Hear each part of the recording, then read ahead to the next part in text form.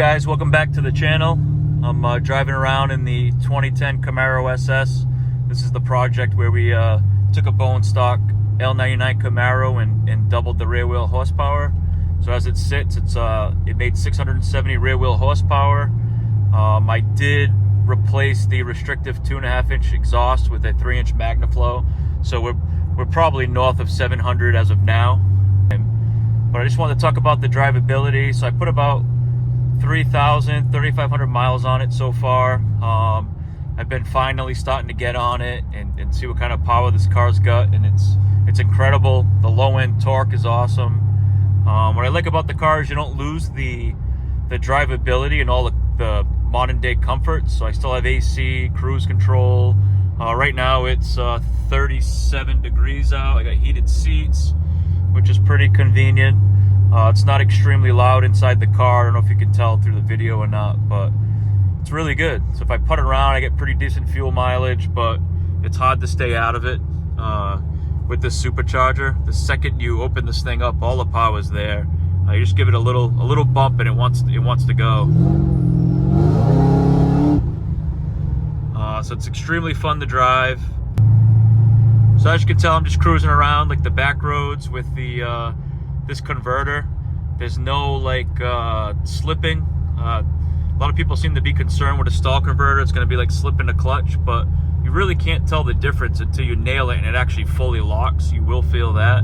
But when you're just popping around low RPM, the car drives just like a normal car. So nothing radical. That's what I like about it. Making almost 800, or if not 800 flywheel horsepower, and you can still daily this thing, which I basically did since I put it together.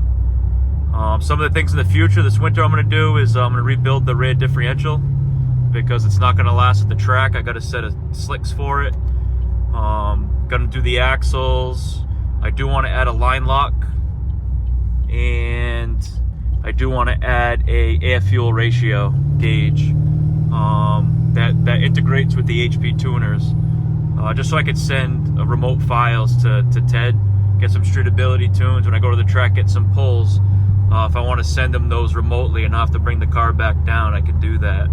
But besides that, this car's been flawless. It doesn't leak anything. It doesn't smoke. It's great drivability. As you can tell right now, I'm just cruising 45, and it's not screaming loud inside of here. There's no bucking, vibrations. So I'm extremely happy with the build. And see where it goes next. My plan with this car is to get some footage of rebuilding the rear differential. I'm gonna do that myself, show you guys how to do that. Replace the axles. The 2-piece drive shaft I'm gonna keep. I heard a lot of negative things about the 1-piece. With the power that I'm pushing, the 2-piece is actually good. But I am gonna upgrade that center carrier bearing, so I'll also film that. And then next year I'll get some footage of it at quarter mile. I got some slicks, and I also have some Nitto 555s on these 20-inch wheels to be able to do Palmer Raceway again, and I'm gonna bring it back to Thompson. That was a ton of fun. I did it when it was stock, but I haven't done it with the car built the way it is now. But I'll go up here around the corner, and I don't know if you'll be able to tell just from this video behind the steering wheel, but we'll see if we can get it to launch.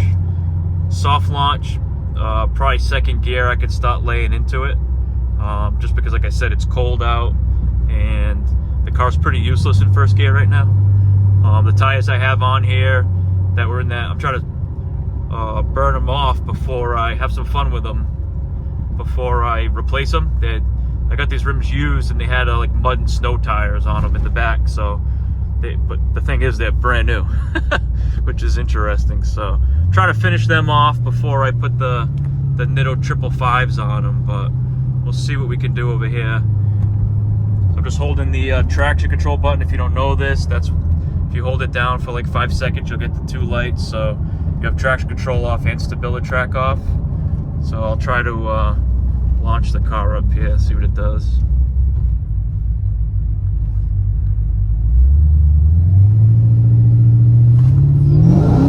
Nope. So I'm in second. No, I mean, it's just gonna blow the tires off this thing. So I gotta wait for it to warm up a little bit, as you can tell. We'll try this again. All right, we'll try it one more time.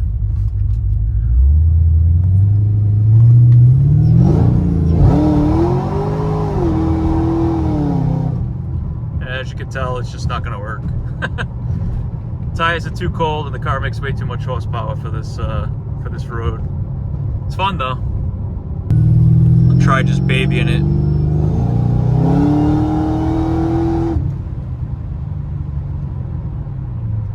Yeah, she pulls hard. That was probably quarter throttle. I'm not gonna really be able to push this thing down full throttle out of the hole or even second gear until I get to the track on some stickies. So this is it done. This is how I've been driving it for the past 3,000 miles. Still looks good. No funny sounds. Although this tensioner moves quite a bit. I'm not really sure if that's 100% normal or not. I'm thinking with the cam it is. It is starting to develop kind of a rattle. I'll have to ask Janetti about that.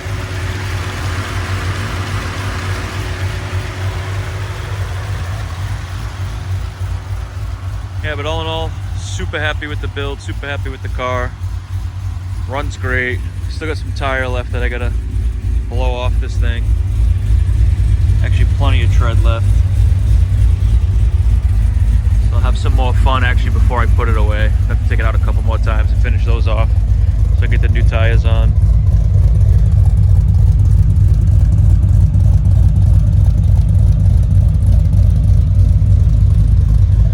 Rubber actually made it to the taillight all the way up the deck lid. It's kind of funny.